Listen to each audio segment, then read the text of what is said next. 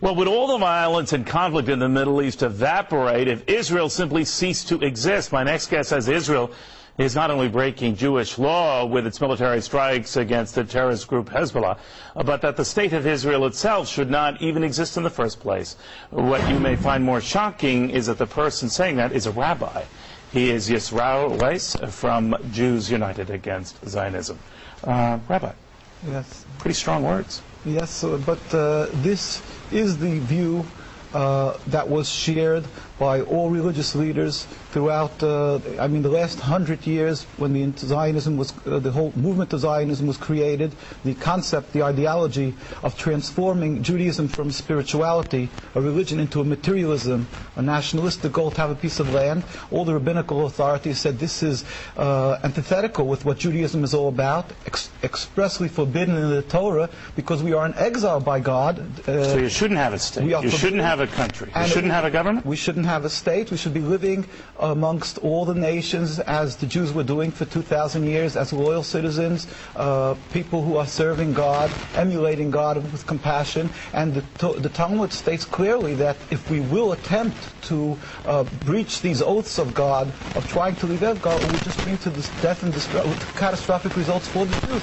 We find that since the inception of Zionism, the state of Israel, there's an endless river of suffering for the Jews and non-Jews alike. And contrary to what people believe, that there's a religious conflict, we have been living for hundreds of years amongst the Muslims and Arab communities without any UN human rights groups to watch. So let me ask you this, Rabbi. Was life better for the Jews prior to the creation of the Jewish state of Israel? 100%. In Palestine, we have the testimony of the Jewish community living there and other lands that they were living in harmony, and they pleaded with the United Nations. In the documents, we have the chief rabbi of Jerusalem said, we do not want a Jewish state. The Muslims, Christians, and the Jewish inhabitants were ignored with the creation of the state. Nevertheless, you might not have had a country per se, but you were not a stranger to being abused or slaughtered over the millenniums, right? And particularly as recently as 50, 60 years ago. Right? There is an issue of being killed because of anti-Semitism, and then there's another issue where you antagonize and you create your anti-Semitism through Zionism. Doing that, in other words, it's not a free-for-all. You'll knock out your neighbor's windows and then yell anti-Semitism. All right, now I know you are an Orthodox Jew. What do traditional Jews think of that position?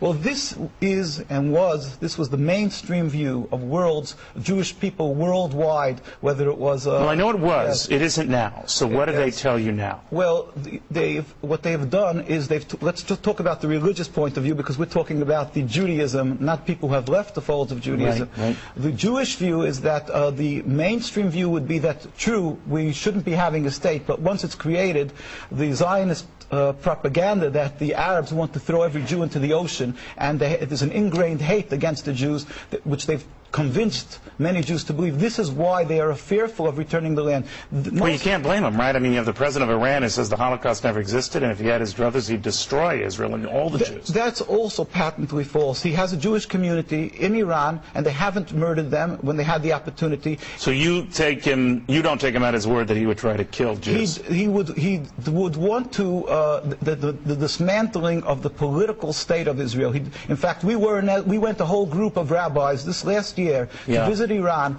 and we were taken up by the leaders. We met with the vice president. He was in Venezuela at the time. We met with the religious leaders.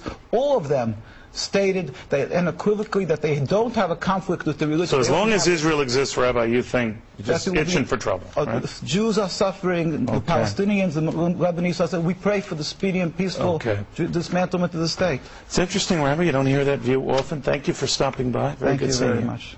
All right, well, fierce